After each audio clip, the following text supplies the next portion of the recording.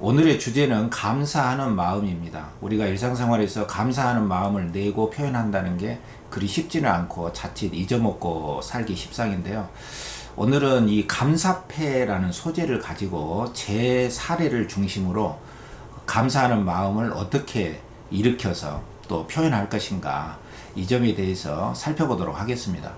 이 감사패라는 게 뭐 사회적인 관계에서 많이 사용된다는 것을 여러분들이 알고 있을 겁니다. 무슨 뭐 직장이나 어떤 단체, 하다못해 어떤 뭐 계모임 같은 데에서 어떤 회장이나 총무 역할을 어떤 임기 기간 동안에 뭐 고생해서 했다든가, 이럴 때 우리가 감사하는 마음을 글로 적어서 주는 게 감사패라고 우리가 흔히 알고 있는데요. 사실 이 감사패라는 게 가족관계, 부모 자식 간이나 또 부부 사이, 또 지인이나 심지어 뭐 친구 사이에서도 널리 활용이 되고 굉장히 가성비가 좋은 방법이라는 걸 제가 알게 됐어요. 지난 6월 25일 날이 제 생일이었는데요. 제가 뭐 이제 제 자랑하는 것은 아니고, 물론 그런 것이 없잖아 있긴 한데, 이제 궁극적인 목적은 감사하는 마음을 어떻게 내고 표현할 것인가, 이 감사패를 활용하자, 이걸 주제로 말씀을 드리는 것인데요. 제 생일날 이제 그 뷰가 아주 좋은 데서 이제 결혼한 딸, 아들 가족끼리 다 모였습니다. 그래서 뷰도 좋고 음식도 좋고, 이제 거의 끝나갈 무렵인데 이제 결혼한 아들이 슬쩍 이걸 꺼내놓는 거예요. 이 감사패를 저도 많이 받아봤지만 뭐 아들한테 제가 감사패를 받기는 처음입니다. 그래서 이걸 꺼내놓길래 그거 뭐냐, 그래? 그러니까 제가 깜짝 놀라면서 아들한테, 그렇다면 네 목소리로 음성으로 한번 읽어다오 해서 이제 아들이 읽어줬는데요. 이제 내용을 이제 읽어보면 이렇습니다. 감사패 이성권. 한평생 우리 가족을 위해 헌신해 주신 사랑하는 아버지, 지난 30년이 넘는 긴 시간 동안 많은 역경과 고난이 있음에도 이렇게 함께 할 수 있는 것은 아버지 덕분입니다. 지금까지 든든히 자리를 지켜주셔서 감사드리며 새롭게 시작하는 아버지의 제2의 인생을 응원하고 축하드립니다. 항상 건강하세요. 감사합니다. 사랑합니다. 2023년 6월 25일 아버지를 사랑하는 가족 일동 드림. 이렇게 아들의 목소리로 이걸 읽어주고 직접 이걸 받게 되니까, 이게 뭐 가격으로는 얼마 되겠습니까? 근데 굉장히 가성비가 크다는 것을 제가 알게 됐어요. 이 참 그 평소에는 무뚝뚝한 아들로만 여겨졌고, 또 어떤 마음이 우리 아들의 내면 속에 있는지 사실은 정확히 말로 표현하기 전에는 몰랐거든요. 근데 자기 음성으로 이렇게 헌신과 어떤 역경과 고난, 그것이 아들의 내면에는 어떤 기억이 있는지는 잘은 모르겠지만, 어쨌든 걔가 나한테 이런 마음을 갖고 있다는 게 확실하게 이 감사패에 새겨져 있고 듣게 되니까 상당히 그 심장을 저격하는 느낌을 한순간 받았어요. 그리고 무엇보다도 내가 뭔가 좀 인정받는 느낌? 우리가 흔히 말하는 그러니까 아들한테 또 자식들한테 이렇게 인정받는 느낌도 참으로 큰 행복과 어떤 인생의 삶의 의의가 있구나, 이걸 느꼈습니다. 이게 바로 헛된 것은 아니었구나 하는 느낌이 바로 이런 거 아닐까. 우리가 이론상으로만 그렇게 알고 있었지만 이렇게 현장에서 이런 걸 체험하게 되니까 상당히 그 자식들의 마음도 분명하게, 선명하게, 명료하게 알게 되는 그런 효과가 있고요. 또 그 소소한 이 행복이라는 게 가슴에 확 와닿는 그런 느낌이 있었습니다. 뭐 물론 이제 용돈도 좀 주고 해서 상당히 만족스럽고 좋았지만, 돈이 이제 쓰면 그만이고 뭐 없어지는 것이지만, 이런 명패는 책상 앞이나 눈앞에 보이는데 늘 있어서 뭐 견고한 어떤 비석처럼 뭐 비바람에 식히지 않는 그러한 굉장히 심리적으로 각인되는 효과가 있었어요. 그래서 여러분들에게, 이 방송을 듣는 여러분들이 만약에 부모님이 살아계신다면 이런 감사패라는 걸 꼭 사회적 관계에서만 사용되는 것으로 생각하지 마시고 한번 활용해 보시면 부모님에게도 굉장히 큰 감동과 어떤 그 시들했던 관계도 살아나고 삶의 윤기를 흐르게 하는 좋은 방법이다.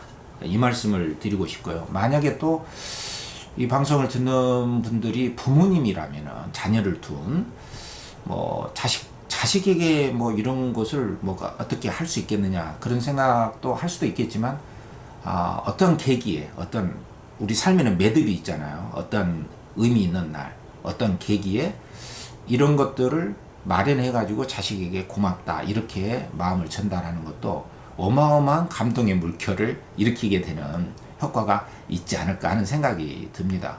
그리고 이제 부부 관계에도 또 지인들 친구 관계에도 얼마든지 이 감사패를 활용할 수 있다고 봐요. 그래서 제가 여기에서 힌트를 얻어 가지고 제가 작은 그 뭐 고등학교에서 지금 강사로 국어를 좀 가르쳐 주고 있는데 거기에서 이제 이 시점이 보니까 한 학기가 끝나가는 시점이잖아요. 그래서 그 한 학기가 끝나가는 시점에 너무나 당연하고 뭐 그냥 지나칠 수도 있지만 이 감사한 마음을 우리 주변 사람들에게 뭐 한 두 사람에게도 이라도 전해보고 싶다. 그래서 그 선생님들이 좋아한다는 소금빵이 있음을 좀 떠올렸고 그 소금빵을 주면서 쪽지에다가 이 감사패는 아니지만 감사패에 새길 만한 글귀를 짤막하게 적어서 제가 이 감사의 마음을 실천을 한번 해봤습니다. 그 내용이 뭐냐면은 제가 한번 읽어드릴게요. 뭐 큰 건 아닙니다. 우리가 뭐 종교적인 그런 거창한 걸 이야기하는 거는 아니잖아요. 그래서 그 선생님의 성이 이제 이씨 원씨인데 이렇게 적었어요. 샘과 함께 2023년 한 학기를 보낼 수 있어서 감사했습니다. 자잘하지만 소중한 도움들을 주시고 친절하게 베풀어 주신 쌤에게 이 소금빵 감사패의 마음을 담아 드립니다. 감사합니다. 이성권. 이렇게 써서 줬더니 상당히 역시 가성비가 좋았어요. 굉장히 효과도 있었고 좋아하는 그 얼굴 표정을 제가 읽을 수가 있었습니다. 그래서 요약하자면 우리가 감사함의 마음을 갖는다는 것은 굉장히 큰 효과가 있는 것 같습니다. 이것을 우리 일상생활에서 실천해 나간다면 좋을 것 같아서 오늘은 이 주제로 다뤄봤고요. 마지막으로 이 감사함의 그 특성이랄까 그 요령에 대해서 몇 가지만 생각나는 대로 말씀을 드려보겠습니다. 첫째로 이 감사한 마음이라고 하는 것은 크고 작은 것이 없다. 말하자면 아무리 작은 그 감사거리라도 자기가 찾아내서 그것을 실천하게 되면 그것이야말로 가장 큰 것이다라고 말을 할 수가 있습니다. 지금 이른바 이제 그 포스트 모더니즘 해체주의 시대라고 하지 않습니까? 뭐 주변부, 중심부, 선, 악, 권력자, 권력 아닌 자, 뭐 긍정, 부정 이런 그 이른바 이양 대립적인 가치 체계라든가 이런 것들이 정보화 시대에 너무나 많은 정보들을 우리가 공유하고 있기 때문에 그리고 삶의 진실적인 측면에서 보더라도 이러한 그 양분적인 대립, 뭐 진짜와 가짜, 큰 거, 작은 거 이런 한 이양 대립의 체계가 무너졌습니다. 해체됐어요. 그래서 아무리 소소한 감사한 마음도 가장 큰 행복을 낳을 수가 있다는 것이죠. 그리고 두 번째로는 감사하는 마음에는 타이밍이 따로 없습니다. 물론 이제 감사한 마음을 낼 때는 어떤 계기가 있어요. 인생의 매듭이라는 게 있잖아요. 생일이라든가 1년이라든가 합격 뭐 어떤 계기가 있습니다. 분명히.